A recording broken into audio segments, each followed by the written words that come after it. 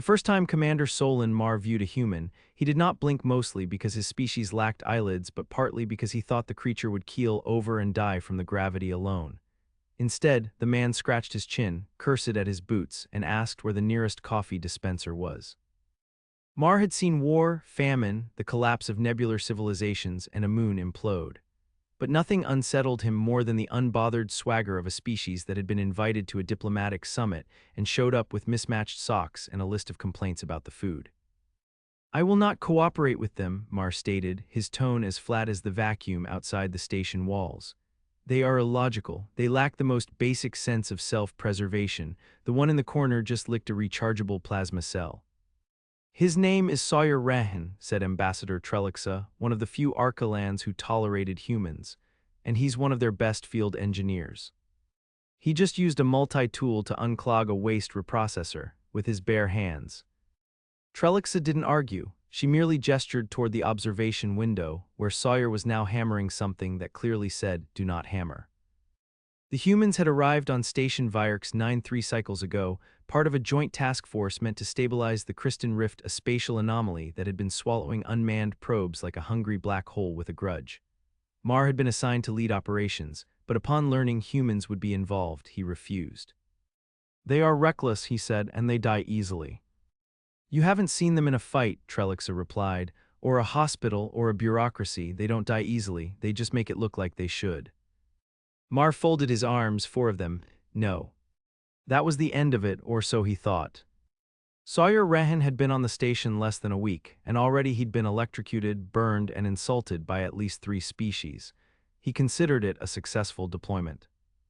He didn't particularly want to be here. He hated space stations.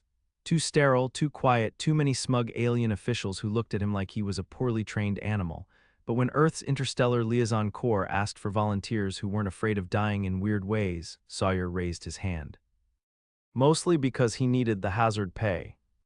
"Rehn," shouted Commander Pallas, a Terran-friendly Sciarch who ran logistics, "you're late for the diagnostics review."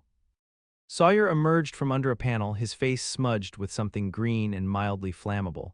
"The Rift's magnetic field is shorting the sensors. I need to reroute the subgrid." "Do it fast, the Crystan field's expanding again." Sawyer nodded, wiped his hands on his pants, and set off down the corridor at a jog. He passed Marr, who stiffened at the sight of him. "Good morning," Sawyer offered. "You are leaking bioliquid from your hand." Sawyer looked down, a long, shallow cut oozed blood. Must have happened when the conduit snapped, it's fine." Marr simply turned and walked away. 4 days later, the rift pulsed without warning. The entire station shuddered like it had been struck by a meteor. Alarms wailed, lights went red. Marr was already in the command center when the reports flooded in. "Containment field is destabilizing. Magnetic shear increasing. Sector 12's hull integrity dropping." He moved fast, issuing commands, rerouting power, sealing bulkheads, but it wasn't enough. "The rift pulling us in." Then came a voice from the intercom, "I can fix it." Marr turned sharply, "Identify." "Sawyer, I can reach the auxiliary array from the crawl space. If I reroute the stabilizers manually, I can buy us enough time to disengage." "That area's exposed, you'll be irradiated." "Yeah, I figured." Marr stared at the intercom, "You will not survive." "I'll take my chances." Before Marr could stop him, Sawyer was already crawling through the narrow maintenance shaft, dragging 50 pounds of gear with one hand and a fusion torch with the other. The radiation in the auxiliary core room was lethal. Not instantly, but enough to kill a human in hours. Marr watched from the command center as video feeds flickered. Sawyer was moving fast, sweating, coughing, but still working. "Why is he doing this?" Marr muttered. "Because he said he could," Trelixa answered. "He has no chance of survival. Then he'll spite death until it gives up." It made no sense. Marr had seen bravery, he'd seen desperation, but this was different. There was no glory in this, no audience, just a man alone dying in a crawlspace because he didn't like the idea of losing. On the screen, Sawyer finished the last connection. The stabilizers snapped back online, the rift's pull lessened, the station steadied. Then Sawyer collapsed. "Get a med team," Marr ordered. He was dying, that much was clear. The radiation had cooked his insides, his lungs were filling, his skin was blistered, The medics did what they could, but the prognosis was grim. He has hours, the lead medic said, if that. Marr stood over the bed, watching the man's chest rise and fall like a broken bellows. He should have looked small, fragile, but he didn't. He looked furious. "You are dying," Marr said. Sawyer cracked one eye open. "I noticed." "Why?" "Because I wasn't gonna let a glorified space pothole swallow my ship." "You chose death." "I chose to win." Marr didn't understand it, not fully, but for the first time he believed it. This man wasn't fighting for survival. He was fighting because he refused to let the universe tell him no. 12 hours later, Sawyer flatlined. The monitors screamed, the med team swarmed, Marr stood frozen. Then, against all logic, the flatline blipped. A heartbeat. Then another. Then more. His heart restarted, the medic breathed. "That is not possible." "I don't care if it's possible, it happened." Sawyer's vitals stabilized, barely. The doctors kept him sedated, worked around the clock. He slipped into a coma Marr visited daily. "You should not be alive," he said once. Sawyer didn't reply, but his fingers twitched. 3 weeks later, Sawyer woke up. His voice was hoarse, his body was wrecked, but he was alive. Marr was there. "You died," Marr said. "Yeah," Sawyer rasped, didn't like it. "You should not have survived." "Guess death blinked first." Marr didn't laugh, but something shifted in his stance. "I will work with humans," he said. Sawyer blinked. "What changed your mind?" "You made death retreat. I find that useful." Sawyer grinned, winced, and promptly passed out again. Marr remained at his side. He had seen the impossible, and it was wearing a hospital gown and cursing under its breath. The station's infirmary was dim at night cycle, lit only by soft biolumes that pulsed in slow rhythm with the patient monitors. Outside the viewport, the Crystan Rift glimmered like a bruise on the stars. Inside, the air carried the sharp tang of sterilants and warm circuitry.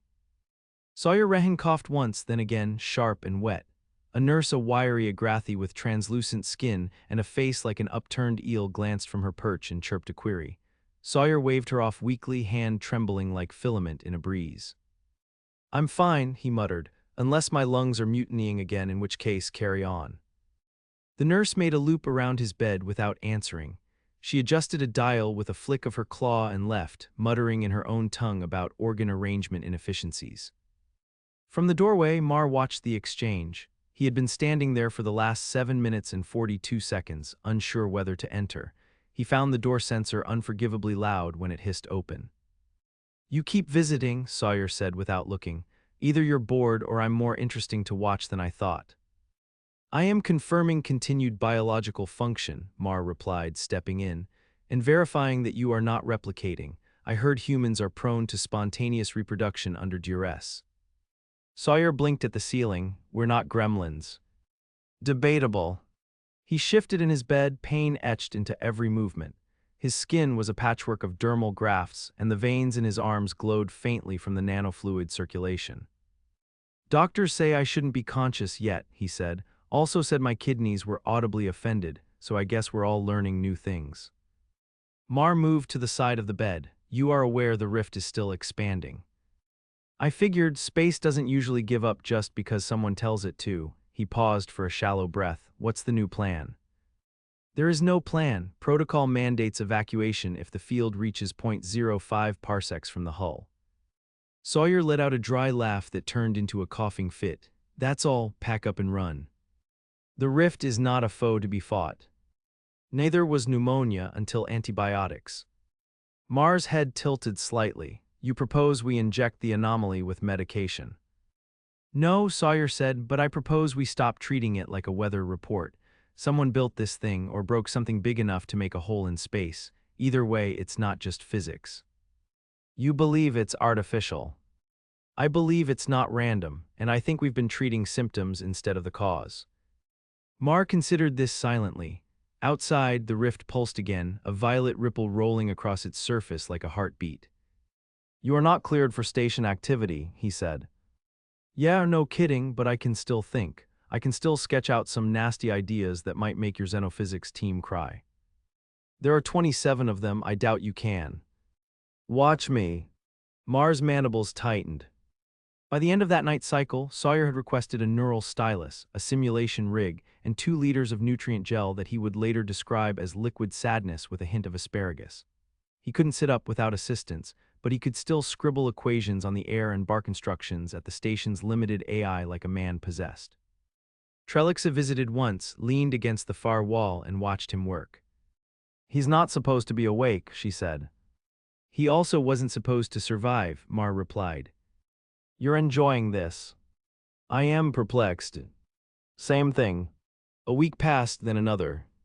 The rift's behavior changed. What had been erratic pulses became rhythmic, disturbingly so, like it was adapting, watching. The station's grav sensors began registering fluctuations that didn't match any known pattern. Debris that had vanished into the anomaly began reappearing molten, twisted, but unmistakably the same. Sawyer, now able to stand with support, limped into the operations bay with a cane fashioned from a repurposed antenna. "You're not authorized to be here," said Chief Analyst Doran, a Teskari with a neck that coiled like a spring. "I'm not authorized to die and walk it off either, but here we are." Doran hissed in disapproval. "You are contaminating the air with organic decay." "I showered ish." Marr arrived a moment later, expression unreadable. "You should be in bed," he said. "Bed's boring, Rift's weird, I pick weird." He hobbled to a terminal, tapped through logs with twitchy precision. "We've been thinking of this as a tier, but what if it's a lens, a filter, something that only lets certain frequencies through?" "You're suggesting it is selective." "I'm suggesting it's communicating, just not in any language we recognize." Doran made a dismissive chirp. "It is an energetic anomaly, not an intelligence." And lightning wasn't electricity until someone figured out what a kite on a string meant. Trelixa, who had been reviewing deep scan data, squinted at a new readout. "There's something in the center zone, metallic, stationary." "It came through?" Marr asked. "No, it was always there. We just couldn't see it until the rift's orientation changed." Sawyer leaned closer. "Can you enhance?" "What do you think I'm doing?" Trelixa snapped, flirting with it. The image sharpened, a structure, angular, non-symmetrical, clearly artificial. Marr stepped forward. "That is not Crystan design, nor any known architecture." "It's a relay," Sawyer said, "or a gate, maybe both." Doran narrowed his eyes. "You cannot know that." Sawyer pointed at a pattern along the edge. "That's not decoration, that's modulation. It's shifting phase every 7 seconds, it's broadcasting." "To whom?" Marr asked. "Not us." Silence settled. For the first time in weeks, no one spoke. Then the lights flickered. But not randomly. They pulsed 7 times, paused, then again. Trellix's fingers flew across the console. "That's not a glitch." "It's mimicking the structure's signal," Marr said. Sawyer turned slowly. "No, it's responding." He had been wrong about the rift. It wasn't a hole. It wasn't even a danger, not in the way they thought. It was a door. And something on the other side had just knocked back. Marr stared at the screen. "Have we opened it?" Sawyer exhaled. "No, I think it opened itself." And the room went dark, not black, not empty, dark, as if color itself had withdrawn. The consoles rebooted. The station groaned. Beyond the viewport, the rift rippled once, then collapsed inward like a throat swallowing. The structure remained suspended in empty space, silent, waiting. Sawyer grinned through cracked lips. "Well, that's new." Marr didn't answer. He was too busy recalculating everything he believed about human limits and wondering what kind of species dragged themselves from a deathbed just to poke harder at the unknown. The structure floated 100 kilometers out from Station Virx 9, inert but unmistakably present. What had once been a spatial anomaly was now a clear vacuum, and the rift, the terrifying, unpredictable tier in space, was simply gone, leaving behind a relic shaped like a broken helix wound in on itself. It emitted no radiation and refused to be scanned, as though its atoms had signed confidentiality agreements. Sawyer stood inside the station's decontamination chamber, wrapped in a compression suit and leaning against the wall like it owed him money. He hadn't been cleared for suit operations, but the station's chief medical officer had learned the futility of arguing with him exactly 20 hours ago when he walked out of the infirmary mid-infusion. The chamber hissed open. "Still alive," he muttered. "Guess that's your cue." Marr entered the prep bay behind him, flanked by 2 Virx security drones that looked like angry jellyfish with authority complexes. He held a containment reader in one hand and a slim data tablet in the other. Your protein markers are degrading faster than projected, Marr said, tapping the screen. You are not fit for deployment. I'm not deploying, said Sawyer. I'm inspecting. You are not fit for inspection. I'm not fit for a lot of things, but the structure's not going to wait for my lab results. Marr handed him a sealed injector. You'll take this before boarding. It will slow the breakdown of your lymphocytes. Slower is good. Slower means I get to poke it longer. Marr's mandibles twitched once. Do not poke the object. An hour later, they floated 50 meters from the structure in an observation skiff. Sawyer was strapped into the forward seat, helmet clamped shut, heart rate elevated but stable. Marr piloted manually, unwilling to let the AI navigate near an artifact of unknown origin. The structure loomed. It was not large, barely the size of a city bus, but it bent the light around it subtly, like a stone in water. Its surface shimmered with matte panels, none of which reflected the stars. No seams, no ports, just a single aperture at the base, shaped like a spiral and entirely inert. Sawyer squinted. Looks like a seashell got into an argument with a math equation. Marr guided the skiff into a slow orbit. We are detecting no emissions, no magnetics, no movement. It's playing dead. Or it is dead. Even better, easier to crack open. Sawyer unlatched his harness and stood slowly. His limbs protested, stiff and tender, but he ignored the pain. He moved to the rear of the cabin and pulled out the EVA rig standard issue, modified with a few of his own inventions. He slotted in a cutting torch, a resonance scanner, and a field translator. You will not breach it, Marr said. I'm not planning to, I'm just going to knock. He stepped into the airlock. The silence outside was absolute. He drifted toward the structure with a tether line clipped to the skiff. The moment his boot touched the surface, his visor HUD flickered. Marr's voice crackled through the comms. We are losing telemetry. I've still got visuals, let me try something. Sawyer reached out and pressed his gloved palm against the spiral aperture. Nothing. He adjusted the resonance scanner and pulsed a low-frequency wave through the contact point. The aperture unfolded. Not with a hiss or a glow or any dramatic flourish. It simply retracted inward, like it had been waiting for someone to try the correct handshake. Sawyer muttered, doors open. Marr's feed came through distorted. Do not enter, repeat do not. Sawyer floated forward. Inside, the chamber was a sphere, lined with ridges that pulsed faintly with a color no human word had ever described. Not bright, not dim, just present like memory. He drifted inward, scanning. The air was breathable, though his suit warned against removing the helmet. He didn't need to. At the center of the sphere, suspended by nothing, was a single object. He reached for it. The moment he touched it, the HUD died. Blackness. He woke in the skiff with Marr standing over him. You were unresponsive for 6 minutes, Marr said. You were removed manually. Sawyer blinked. I didn't go in. You did. He sat up. His helmet was gone. His suit was intact. The object was in his hand. It was a cube, smooth, cool to the touch. It hummed faintly, like it was charging itself on the confusion in the room. I didn't grab it, he said. I just touched the wall and then I was here. Marr took the cube carefully. It does not register as matter. That's because it's not from here. They returned to the station. The cube refused to be analyzed. Marr's team ran spectral scans, gravimetric probes, even tried to submerge it in liquid helium. Nothing touched it, nothing passed through it. One technician fainted after staring at it too long. Sawyer sat in the medical bay again, back on IVs and glucose drips. His skin had broken out in crystalline lesions, which the doctors said weren't dangerous, just unprecedented. He left them alone. They itched, but they glowed when he was near the cube. Trelixa visited with a portable translator. You're aware the Alliance wants to classify this entire event. They can classify whatever they want, doesn't make it less real.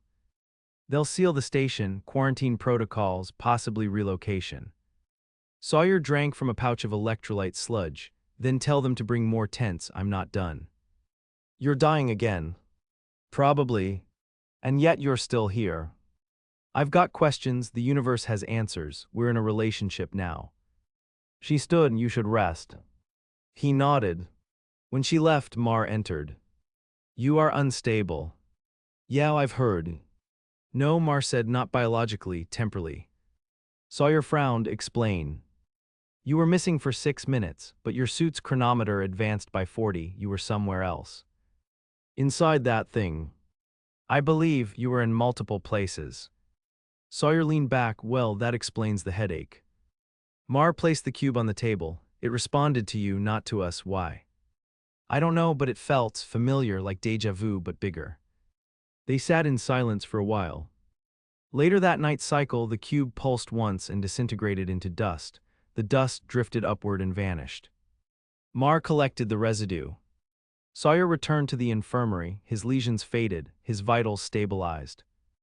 By end of week, the station was declared secure. The structure remained silent, but no longer a threat. The rift was gone, the danger gone, the mystery remained, but no longer urgent. Sawyer packed his gear. You are leaving? Marr asked. Yeah, Sawyer said. I think I got what I came for. And what was that? A reason. Marr paused. I still do not understand your kind. You're not supposed to, you're just supposed to be glad we're on your side. They shook hands. Marr's fingers were cold and dry. Sawyer's grip was firm despite everything. When the shuttle departed, Marr stood alone in the hangar. He watched the stars and thought about death and how humans had learned to argue with it until it got bored.